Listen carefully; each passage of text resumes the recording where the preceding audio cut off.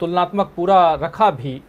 लेकिन थोड़ा प्रोफेसर रविकांत जी, आपसे समझना चाहूँगा, क्या भारत जोड़ो यात्रा का असर दिखाई दे रहा है धरातल पे? पहला सवाल। दूसरा ये कि क्या इसका असर, वही सवाल, गुजरात और हिमाचल प्रदेश में, अभी हिमाचल प्रदेश तक जब तक पहुंचेगी ये यात्रा तब तक वहां का चुनाव खत्म हो चुका होगा।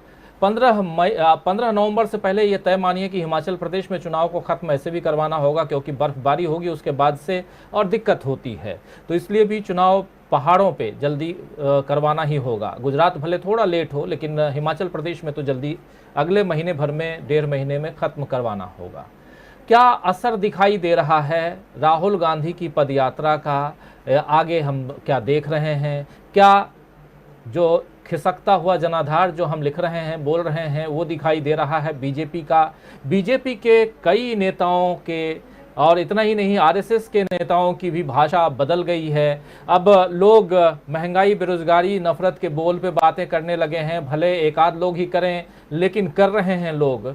तो क्या इन सब का और इन सब पर जो असर है वो भारत जोड़ो यात्रा का असर है या कुछ और है? बदलती हुई तस्वीर को किस रूप में देख रहे हैं आप? जो हम देख रहे हैं दक्षिण से उत्तर की ओर यात्रा है, उसके कारण है या कुछ और नजर आ रहा है? देखिए राजीव जी, परिस्थितियां और राहुल गांधी की समय पर जो यात्रा, वो दोनों ही इस देश के मानस को प्रभावित कर रही हैं। पहली बात तो ये कि इस यात्रा का क्या असर हो रहा है, इससे साबित होता है कि कोई भी दिन ऐसा नहीं है जिस दिन राहुल गांधी की यात्रा को लेकर के चर्चे ना हो रहे हो। हर दिन राहुल गांधी सुर्खियों में हैं। और कल तो मुझे लगता है कि सोशल मीडिया पर जो बाढ़ आई हुई थी, कल या परसों परसों की तस्वीर है, वो बारिश में भीगने वाली, उसने तो इतिहास के तमाम पन्नों को उलट करके देखने की लोगों को सलाहियत दी। मैंने कई लोगों को सुना, किसी ने कहा कि 1974 में जो जयप्रकाश नारायण की वो सभा थी जिसमें वो बारिश में भीग करके भाषण दे रहे थे। किसी ने याद दिलाया कि पिछले महाराष्ट्र के विधानसभा चुनाव में शरद पवार ने जिस तरह से बारिश में भीगते हुए भाषण दिया था।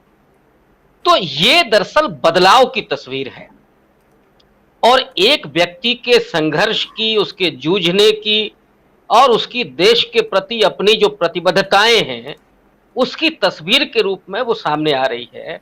और जो छवि राहुल गांधी की बनाई गई थी जी, उस छवि को धुल दिया है पूरी तरीके से इस बारिश ने। और मैं इसीलिए कह रहा हूं कि जो बनाई गई थी और उस पर हजारों करोड़ रुपया इन्वेस्ट किया गया था, लेकिन आज की तारीख में मीडिया से लेकर के सोशल मीडिया होते हुए और आम आदमी की जबान पर राहुल गांधी का नाम है। भारतीय राजनीति के नए सितारे के रूप में लोग राहुल गांधी को देख रहे हैं। और इस बारिश की तस्वीर पे तो हालात ये थे भारतीय जनता पार्टी के आईटी सेल को भी नहीं कुछ सूझ रहा था कि वो क्या करे। उसने जूतों पर कमेंट किया, टी शर्ट पर कमेंट किया, कहीं माने हद तो तब हुई कि उनकी भांजी की तस्वीर के साथ जिस तरह की टिप्पणियां की गई। लेकिन अब आलम यह है कि उसके पास इस तरह की टिप्पणियां करने के लिए कोई स्पेस नहीं बचा है। और वो जो उनके महानायक हैं, वो महानायक अब क्या करेंगे ये तो आने वाले वक्त में बताएगा। दूसरा है कि क्या ये भारत जोड़ो यात्रा इन चुनावों को प्रभावित करेगी, और प्रभावित करेगी तो कैसे करेगी, क्योंकि चुनाव पहले हो रहे हैं गुजरात में भी, और गुजरात से तो जा ही नहीं रहे हैं। हिमाचल प्रदेश में जब तक पहुंचेगी तब तक वो चुनाव खत्म हो चुका होगा। तो पहली बात तो यह है कि जो मेरी जानकारी है कि राहुल गांधी यात्रा से ही निकल करके चुनावी सभाएं भी करेंगे। और राहुल गांधी जिस तरह से बदल रहे हैं, जिस तरह से उनकी छवि बदल रही है, उसका प्रभाव जरूर वहां तक पहुंचेगा।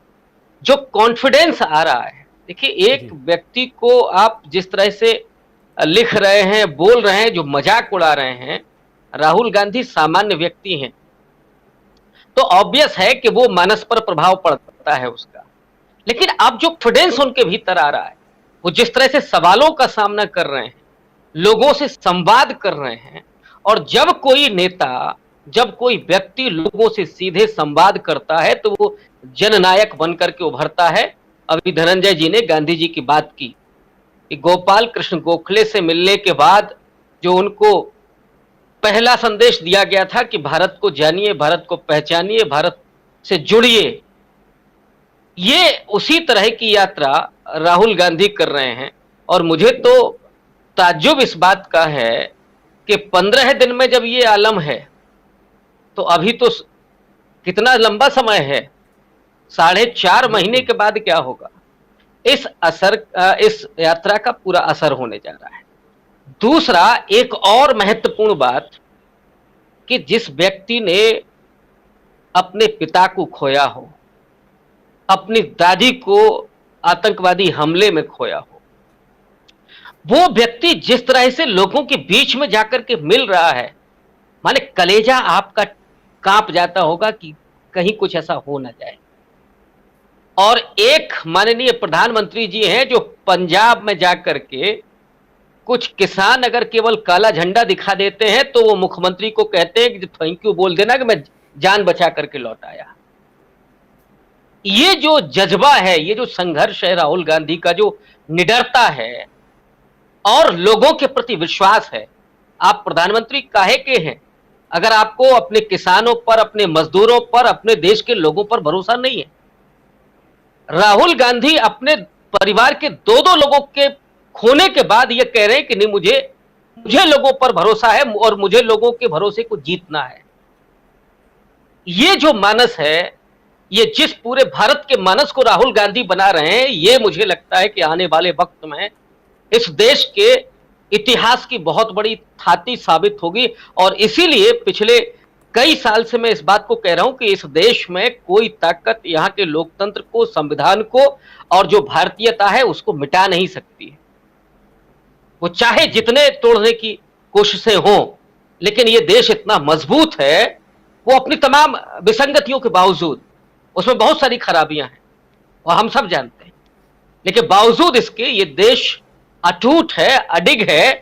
अंग्रेजों ने और यूरोपियों ने जो कभी सोचा भी नहीं था कि ये राष्ट्र हो सकता है इतनी विविधताओं के बावजूद, और वो राष्ट्र उसी तरीके से आज भी है। और एक बात और मैं इसी में जोड़ दूं, 50 के दशक में करीब 44 या 46 देश आजाद हुए थे, उनमें से एकमात्र भारत बचा है जो अपने उसी वजूद में आज तक कायम है, वरना पाकिस्तान के भी 2 टुकड़े हो गए। ये वो मुल्क है, इसलिए दुनिया की कोई भी ताकत अब इसे नहीं तोड़ सकती, क्योंकि 90 साल लगे हैं इस देश को बनने में, आजादी के आंदोलन। अब आपका जो मूल सवाल है कि इसका क्या प्रभाव पड़ेगा, ऑब्वियस है कि प्रभाव पड़ेगा, कितना पड़ेगा ये मैं नहीं कह सकता क्योंकि मैं बहुत दूर बैठा हूं। लेकिन सर्वे जिस तरह से हो रहा है, ये भी है कि एक चुनावी प्रबंधन का हिस्सा है, हम सब जानते हैं। और इसलिए मैं कह रहा हूं कि चुनावी प्रबंधन का हिस्सा है क्योंकि इसके सवालों को अगर आप देखिए, क्या इसमें सवाल पूछा गया कि लोग सरकार बदलना चाहते हैं क्या, लोगों की दुश्वारियां क्या हैं, ये सवाल था क्या, ये सवाल क्या था कि विपक्ष में आप किसको देखना चाहते हैं, ये ऐसे सवाल नहीं थे। किसको वोट करेंगे ये सवाल करके आप क्या साबित करना चाहते हैं और सैंपल जो है वो कितना है, सबसे महत्वपूर्ण।